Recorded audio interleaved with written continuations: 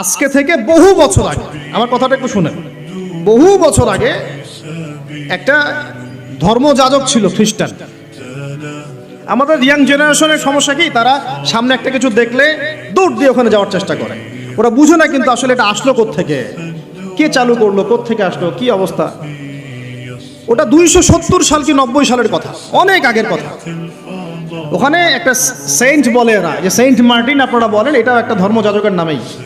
আপনারা তো অনেকে জানেনও না যে সেন্ট মার্টিন দিবসও আছে। সেন্ট মার্টিনও কিন্তু দিবস আছে, প্রত্যেক ধর্মযাজকের নামে পশ্চিমরা দিবস তৈরি করছে। সেন্ট মার্টিন দিবস কবে জানেন আপনারা? 11 নভেম্বর। কত তারিখ? 11 নভেম্বর। তা ওটা আবার পালন করতে যায় না, বললাম যে বলতে চাই না, এটা বলে ফেললাম। প্রত্যেক সেন্টের নামে ওরা এরকম করে একটা দিবস বানায়, ওদেরকে স্মরণীয় করে রাখার জন্য। কথা বুঝতে পারছেন? আমরা কি কখন আবু বকর দিবস বানিয়েছি? ওমর দিবস বানিয়েছে? ইসলামে বদর দিবস বলে কিছু আছে, উহুদ দিবস আছে। মক্কা বিজয়ের দিনও কি আমরা বিজয় দিবস পালন করি? ইসলামে আছে ঈদ উল ফিতর, ঈদ উল আজহা। কি আছে? ঈদ উল ফিতর, ঈদ উল আজহা আছে। আমাদের আশুরা আছে, মুহররম আছে, ওখানে ইবাদত আছে। তারপরে আমাদের আরাফার দিনে সওমের ব্যাপার আছে, জিলহজে হজের ব্যাপার আছে, রমাদানের ব্যাপার আছে, এইগুলো আছে। আমরা কি নির্দিষ্ট করে কোনো দিনকে শুভ অশুভ এরকম ফিক্স করি? এই দিনটা শুভ, এই দিনটা অশুভ? নাউজুবিল্লাহ, এগুলো তো শিরক। এগুলো কি? ওই সাইন্টের নাম ছিল ভ্যালেন্টাইন। ও নিজে ছিল একজন চরিত্রহীন, ছোট ছোট মেয়েদেরকে ফাসলিয়ে বিছানায় নিত। তো ওই সময়ের যে রাষ্ট্রপ্রধান ছিল, ওর নাম সম্ভবত ক্ল্যাডিয়াস না কি জানি হবে, আমার মনে নাই, অনেকদিন আগের পর। মেবি দ্বিতীয় ক্ল্যাডিয়াস হতে পারে, নামটা ভুলও হতে পারে, দেখে নিয়েন চেক করে।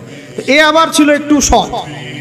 এ দেখছে না এগুলো তো চলবে না, এরকম ধর্মের নাম দিয়ে আপনি মেয়েদের সাথে এরকম করবেন, কি বলে নষ্টামি করবেন, এগুলো চলবে না। ওকে ধরে জেলখানায় ঢুকাইছে।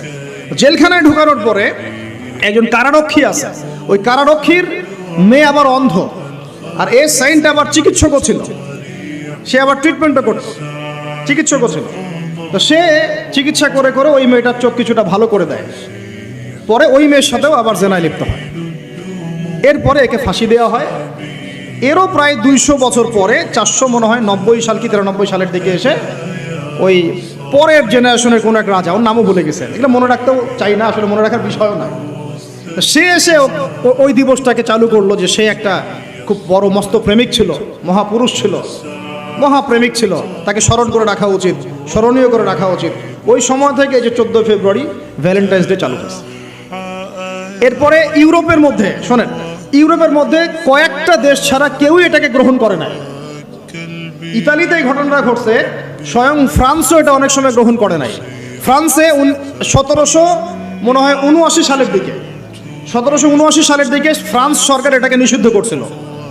ওরাই মানে নাই, অস্ট্রিয়া হাঙ্গেরি মানে নাই, জার্মানি মানে নাই। এরা বলছে এসব নষ্টামি আবার দিবস পালন করার কি আছে। ওরা কিন্তু মুসলিম ছিল না, অমুসলিম, তারাই মানে নাই। তারপরে মধ্যপ্রাচ্যের অনেক কান্ট্রি তো মানেই নাই, পাকিস্তানও মানে নাই, ইন্দোনেশিয়াও এটা হারাম ব্যান করছে, অনেক কান্ট্রি এটাকে ব্যান করে দিয়েছে।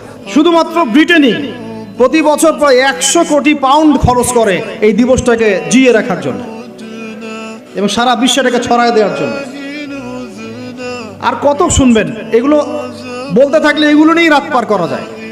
মূল কথাটা হচ্ছে, এটা আসলো পশ্চিমা সভ্যতা থেকে, কিন্তু পশ্চিমা সভ্যতার অনেক বড় বড় রাষ্ট্র এটা গ্রহণ করে নাই, গ্রহণ করে নিয়েছে তোমরা যুবক ছেলেরা, যুবতী মেয়েরা গ্রহণ করলা, তোমরা যারা মুসলিম কান্ট্রির ছেলে মেয়েরা গ্রহণ করলা, তোমরা যারা আল্লাহ তোমাদেরকে মুসলিম পরিবারে জন্ম নেওয়ার তৌফিক দিয়েছিলেন।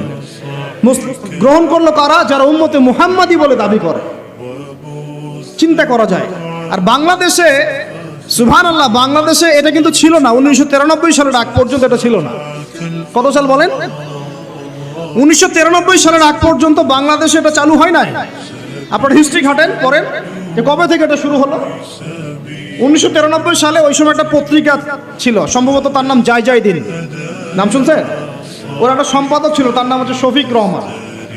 কি রহমান? অনলাইনে ঘাটেন, দেখেন পাবেন। লন্ডনে থাকতো, ওখানে পড়াশোনা করছে, ওখানকার কৃষ্টি কালচার শিখে এসে 1993 সালে প্রথম বাংলাদেশের মাটিতে এইভাবে ঢাকঢোল পিটায় এই বিশ্ব ভালোবাসা দিবস চালু করা হলো। যার মধ্য দিয়ে এই কাজগুলো এখন হচ্ছে। কত সালে? 1993। এই যে ইয়াং জেনারেশন কেউই জানে না, এগুলো ছুটতেছে, একটার পিছনে ছুটতেছে।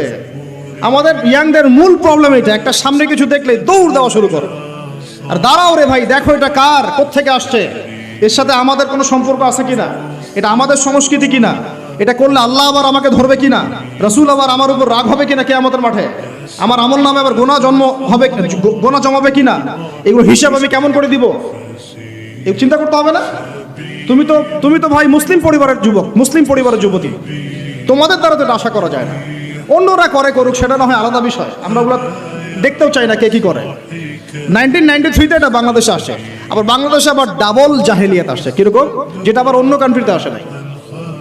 বাংলাদেশে এই দিনে আবার আরো একটা দিবস একসাথে, ওটার নাম পহেলা ফাল্গুন। কি নাম বলেন? এই দুইটা মিলে এখন উদযাপন হবে কালকে থেকে। তো এই উদযাপন করতে আপনাদের সাগর পারে সব ভিড় জমায় ফেলছে, হোটেল সব বুকড, 3 গুণ 4 গুণ ভাড়া। মাশাআল্লাহ, আপনারাও তো যারা হোটেল মালিক আছেন এই সুযোগ লুফে নিচ্ছেন। হ্যাঁ, ব্যবসা বেশি হবে, তারপরে খাওয়া দাওয়ার হোটেলের প্রাইস বেশি হবে। শোনেন, একটা হারামকে কেন্দ্র করে যা কিছু অর্জন করবেন সব হারাম। একটা হারামকে কেন্দ্র করে যা কিছু অর্জন করবেন আপনি, সবই হারাম। বরং এখন আপনার বলা উচিত ছিল, ইমানদার হলে, আমার হোটেল আজকে বন্ধ, আমি এই দিবস উপলক্ষে ভাড়া দিই না।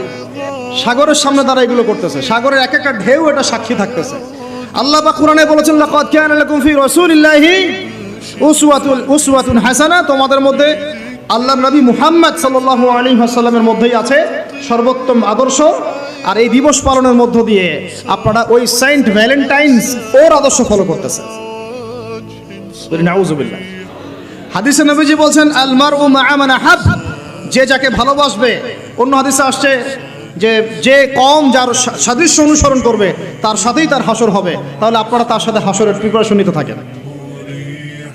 কার সাথে হাসর করতে চান চিন্তা করা যায়। আনাস রাদিয়াল্লাহু আনহু বলতেন যে আমি আল্লাহর নবীকে ভালোবাসি, আমি আবু বকরকে ভালোবাসি, আমি ওমরকে ভালোবাসি রাদিয়াল্লাহু আনহুম আজমাইন। যদিও আমার আমল তাদের মতো নয়, তারপরে আমি আশা করি এই ভালোবাসার খাতিরে আল্লাহ তাদের সাথে আমাকে হাসর করাবেন। চিন্তা করা যায়। আজকে একটা হাদিস পড়ছিলাম যে কিয়ামতের মাঠে শহীদরা পর্যন্ত ঈর্ষান্বিত হবে, নবীরা ঈর্ষান্বিত হবে একদল মানুষকে দেখে, যে আল্লাহ পাক তাদেরকে নূর দিবেন, চেহারা আলোকিত হয়ে থাকবে। তারা শহীদ হয় নাই, তারা নবীও ছিল না, বরং তারা তাদেরকে দেখে ঈর্ষান্বিত হবে।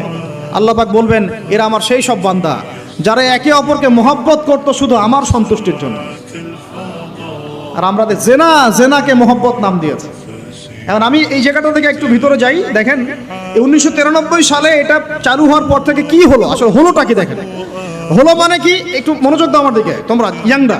যখন এটা লাইসেন্স পেয়ে গেল, পৃষ্ঠপোষকতা পাচ্ছে, তখন আসলে হচ্ছেটা কি?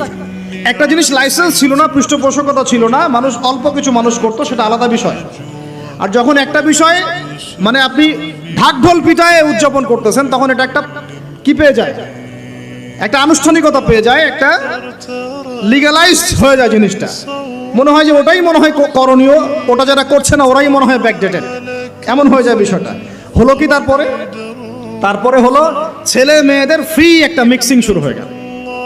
ছেলে মেয়ে মানে আল্লাহ পাক যে বলেছেন যে তোমরা দৃষ্টি নিচু করো, এটা যে কোরআনে আছে যে একটা গায়রে মাহরামের দিকে চোখ পড়লে যদি খারাপ চিন্তা চলে আসে, চোখটা কি করো, নিচু করো, ছেলে হোক মেয়ে হোক। এই আয়াত কোরআনেই পড়ে থাকলো, চক্ষু নিচু করো তো দূরের কথা, চোখে চোখ রেখে এখন কিস করতেছে মনে করেন বিষয়টা, তাই না? কথা কি বুঝতে পারেন? আল্লাহ পাক কোরআনে বলছেন, আমি শর্ট করে বলতেছি যাতে আপনাদের টাইমটাও মানে একটা ফ্যাক্ট, আপনার বাসায় গিয়ে পড়ে দেখবেন। আল্লাহ পাক কোরআনে বলেছেন, ওয়ালা তাকরাবা হাযিহিশ শাজারা। একটু বোঝার চেষ্টা করেন। এই কথাটা আল্লাহ পাক বলেছেন আমাদের পিতা এবং মাতাকে, আদম আলাইহিস সালাম এবং হাওয়া আলাইহিস সালামকে। দেখো তোমরা জান্নাতের সব জায়গায় ঘোরো, খাও, কোনো সমস্যা নাই। ওয়ালা তাকরাবা হাযিহিশ শাজারা, এই গাছে উঠবা না, কথাটা এমন না। এই গাছের পাতা ধরবা না, কথাটা এমন না। এই গাছের ফল টান দিও না, কথাটা এমন না। এই গাছের ছায়ায় বসিও না, কথাটা এমন না। আল্লাহ পাক বলছে ওয়ালা তাকরাবা, এই গাছের কাছেও, আরো জোরে বলেন, এই গাছের কাছেও যেও না। ফল খাওয়া তো দূরের কথা, গাছে উঠো তো দূরের কথা, গাছের নিচে বসা তো দূরের কথা, কাছেও সেম কথা আল্লাহ পাক সূরা বনি ইসরাঈলের মধ্যে বলছেন, ওয়ালা তাকরাবুজ জিনা, ওয়ালা তাকরাবুজ জিনা, তোমরা জিনার কাছেও, বলা হয় নাই যে তুমি দেখা সাক্ষাৎ করো না, ভ্যালেন্টাইন্স ডে পালন করো না তথাকথিত, তুমি ওর হাত ধরো না, তুমি ওর দিকে খারাপ নজরে তাকিও না, তুমি ওকে কিস করো না, তুমি সব করো কিন্তু মানে বিশেষ কাজটা করো না, তার সাথে অন্তরঙ্গ মিলিত হয়েও না, এগুলো বলা হয়। কি বলা হচ্ছে? ওর কাছেও। আর আমরা এখন কাছে কাছে যেও না আল্লাহ কোরআনে বলেছেন, আর সমাজ বলতেছে এটাই হলো কাছে আসার গল্প। এটা কি কাছে আসার? তাহলে কোরআন একদিকে যাচ্ছে, সুন্নাহ একদিকে যাচ্ছে, আপনার ইসলাম একদিকে যাচ্ছে, আল্লাহ একদিকে, রাসূল একদিকে, সমাজ। তাহলে নিঃসন্দেহে এই সমাজের উপর আল্লাহর বরকত নাজিল হবে, আল্লাহর রহমত আসবে। এটা বোঝার চেষ্টা করেন। এরপরে কি হলো 93 পর থেকে ফ্রি মিক্সিং বেড়ে গেল। এখন দিবস পালন, আপনি তো পরিবারের পিতামাতাও মেনে নিচ্ছে যে আরে এটা তো ছেলেমেয়েরা এখন করেই, সমস্যা কি? ফ্রি মিক্সিং বেড়ে গেল। ফ্রি মিক্সিং বাড়া মানেই জেনা বাড়া। এখন অবৈধ সম্পর্ক বেড়ে গেল। কেউ এটাকে জেনা, 500 টাকা 1000 টাকা দিয়ে জেনা করা যায় এক রাতের জন্য। জেনা হয়ে গেল সহজ, একদম সহজ। যেই জেনার কারণে সমাজে এমন মহামারী নেমে আসে, এমন রোগ নেমে আসে যেটা আগে কখনো ছিল না। করোনা তো কিছুই না, দেখেন সামনে আরো কি আসতেছে। ওটা তো কিছুই ছিল না, শুধুমাত্র জেনার কারণে, বেহায়াপনার কারণে এবং অশ্লীলতার কারণে আল্লাহ পাকের পক্ষ থেকে এমন এমন রোগ ব্যাধি আসে, বালা মুসিবত আসে, যা আগে কখনো পৃথিবীতে আসে নাই। তা আমাদের সবার প্রস্তুতি গ্রহণ করা উচিত। ভ্যাকসিন বানাইতে থাকেন এখন থেকে। প্রস্তুতি মানে কি? প্রস্তুতি মানে ভ্যাকসিন। প্রস্তুতি মানে এটা নিবে না যে এগুলো থেকে আমরা দূরে থাকি, তওবা করে ফিরে আসি, এটা ওদের কাছে প্রস্তুতি না। প্রস্তুতি মানে গজব আসুক, দেখা যাবে, ভ্যাকসিন নিব, তখন দেখা যাবে সমুদ্রের ঢেউ আসুক, আশ্রয় কেন্দ্র বানাবো, ওখানে গিয়ে থাকবো, দেখা যাবে সুনামি আসলে দেখা যাবে যে যে এলাকা উঁচু ওই এলাকায় সব মানুষকে গিয়ে রাখবো। আমাদের প্রস্তুতি এইটা না যে আমরা আল্লাহর হারাম থেকে ফিরে আসি, তওবা করি, আল্লাহ বরকত দিবে, রহমত দিবে, মাফ করে দিবে। এটা প্রস্তুতি না আমাদের। এটাই হচ্ছে আমাদের বুদ্ধির অবস্থা। এই বুদ্ধি নিয়ে আমরা দাবি করি আমরা বুদ্ধিজীবী, এই বুদ্ধি নিয়ে আমরা সমাজ চালাই, এই মাথা নিয়ে আমরা সমাজ চালাই। কে টিকতে পারছে? ফেরাউন টিকতে পারছে? নমরুদ টিকতে পারছে? কে টিকতে পারছে পৃথিবীতে? আদ জাতি, সামুদ জাতি, কওমে নূহ, কওমে শুআয়ব, কে টিকতে পারছে? এখনকার 90 যারা ফেরাউন, 90 নমরুদ, 90 আবু জাহেল, এরাও টিকতে পারবে? কোশ্চিন কালেও না। দেখেন তারপরে ফ্রি মিক্সিং বেড়ে গেল, প্রেমিক প্রেমিকা কপত কপতি, যুগল বিনিময়, যুগলবন্দি হচ্ছে। তারপরে জেনা বেড়ে গেল, পরকীয়াও বেড়ে গেল।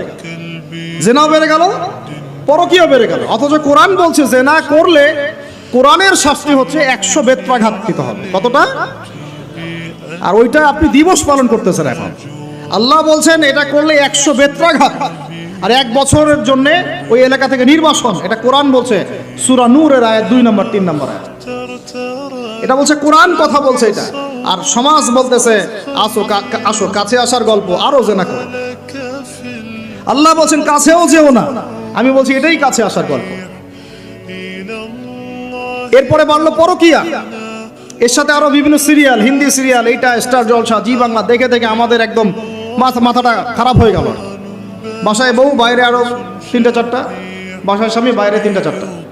এই সমস্যাটা রেয়ার না, অনেক বেশি বেশি ঘরে ঘরে ঢুকছে এটা। এখন ছেলে ছেলের সাথে জেনা করতেছে। এখন ছেলেও ভ্যালেন্টাইন্স পালন করবে কালকে। নাউজুবিল্লাহ, নাউজুবিল্লাহ। এটা কওমে লূত।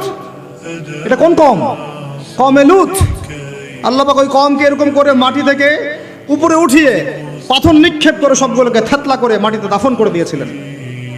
এখনো আপনি গুগল সার্চ করে দেখেন, জর্ডানের ডেড সি, মৃত সাগর, ওই জায়গাটা ছিল, কওমে সাদুম ওখানে থাকতো। নিদর্শন সামনে পড়ে আছে। আর আমাদের নবীজি বলছেন তোমরা যদি সমকামী কাউকে পাও, আল্লাযী আমিলা আমালা কওমি লূত, যে কওমে লূতের আচরণ করেছে, ফাকতুলুল ফাইলা ওয়াল মাফউলা বিহি, তাহলে যে করেছে ওকে এবং যার সাথে করা হয়েছে দুইটাকে হত্যা করবা। কে বলেছেন? আপনার নবী, জি, যিনি সমাজ চালান তার নবী। যার হাতে সব অথরিটি আছে, আপনার নবী কথা বলেছেন। আপনি আপনার নবীর সামনে হাউজে কাউসারে কিভাবে দাঁড়াবেন এই ফিকির আপনি গ্রহণ করেন। আরো বলেছেন তিনি, উরজুমুনা আলা ওয়াল আসফালা মিনহুমা উরজুমুহুমা জামিআ, তোমরা সমকামী কাউকে পাইলে উপরে আছে যে আর নিচে যে আছে দুইটাকে এক রজম করে থ্যাতলা করে হত্যা করে দিবে। এটা কি ব্যক্তির জন্য এই দায়িত্বটা ওর বর্তায় না এটা উপরের লেভেলের দায়িত্ব? এই হলো আল্লাহর বিধান, রাসূলের বিধান, আর এই হলো সমাজ, এই হলো আমাদের অবস্থা।